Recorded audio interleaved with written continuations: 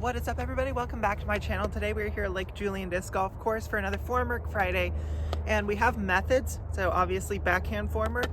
We're talking a lot about timing this year, and I went through a phase about a week ago where just my timing just felt off and I couldn't really get the same power, and discs that normally would just flip up to flat were just turning over, and it was almost uncontrollable. And hopefully today I'll be able to take you through some of the steps that I took on my own form to help me get me back where I needed to be with that timing.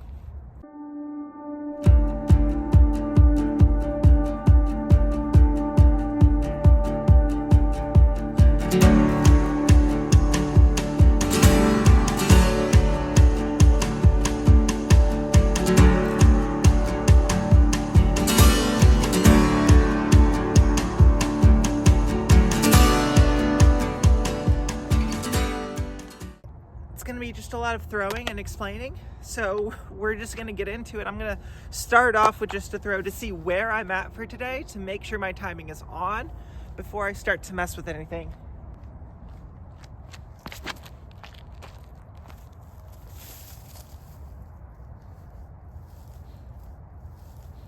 Okay, timing is on. Shoulder feels a little tight still, so while we do this, I'm going to be warming up my arm, warming this up, warming up the shoulder, making sure it's a little bit more loose so that I don't hurt anything. But the main things that I was having an issue with was I'd be running up and then I would almost get over rotated, so I couldn't quite punch through. So I was just throwing, but there was no weight transfer. So I was getting about 50 feet less distance. Well, 50 feet less distance doesn't seem like that much when you're throwing 250, when it's the difference between I am 10 feet past the basket to now I'm 40 feet short. 50 feet makes a huge difference. So the discs I was normally throwing were just not quite getting there.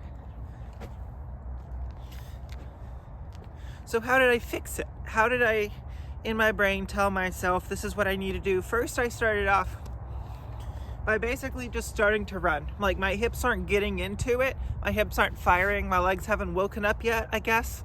So I'm just gonna try to overpower with my hips, and this is what that looks like.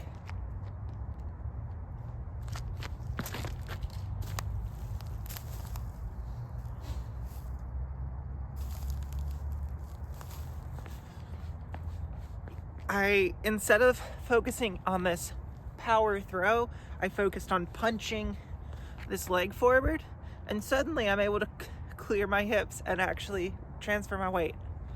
So after a couple of throws of actively trying to clear my hips through, I got the hips to clear through, but then my hips started to be in front of the throw, so it was there wasn't very much power. I was getting some spin, but when you hit basically behind your hip point, you're going to end up throwing nose up and just straight up in the air, and that's not good. At least not for distance. It's good for distance control and not for distance. So then I had to focus a lot more on the whip. And when I say whip, what I mean is this portion, trying to whip my wrist out, because when I'm really, really spinning a disc, I really do put a lot of wrist into it. So this hole really can't reach it there with these two discs, but we are gonna try because, well, form work might work.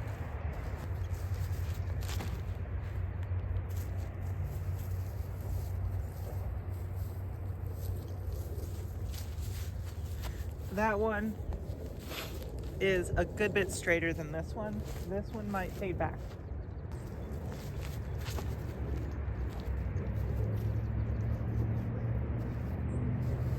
Yeah, that one's a lot more stable. Here on the TF7,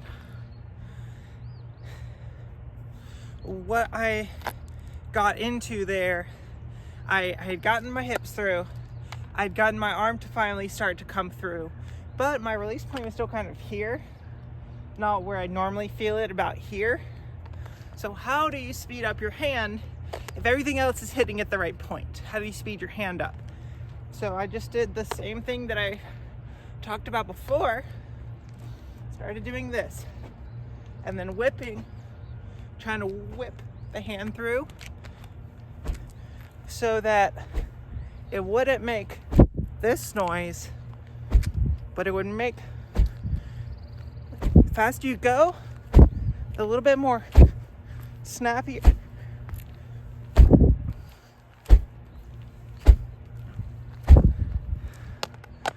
little bit snappier sound it gets. You can speed up your hand speed, which in the case of these methods typically tends to make them go really, really far, because then you give them a lot of spin.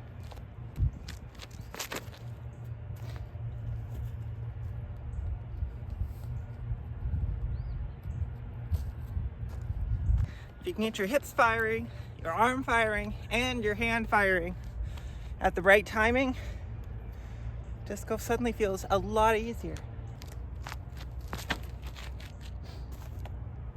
That needs to get down though. Hit something. Okay, might have to go fish that one out.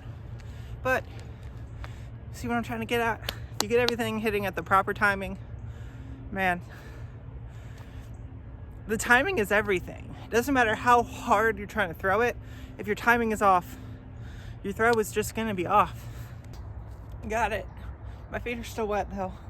Oops. Anyways, mostly what I'm trying to say here is figure out where that hit point is, figure out what that release point is, and just try, even if it takes a little bit of moving around, try to get that hit point exactly where it needs to be for you to feel the most power and the most pop off the release. And once you can do that, then just focus on that, keep hitting that point, and start riffing discs.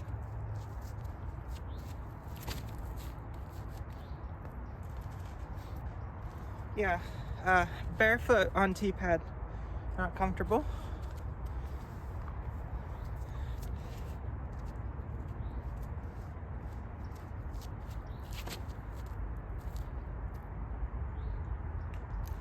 Yeah, I'm gonna put my shoes on, and hopefully you guys are enjoying content like this. If so, please make sure to like the video. If you want to see new stuff, make sure to comment all of that down below. Please make sure that you guys are trying to just work on your timing. Don't focus on the power until you get the timing down, and the power will be able to be added later. Get the timing first. Please make sure you're subscribing. It helps you guys out with these subscriber only giveaways. Definitely helps me out as well. And until next time, see you out on the course.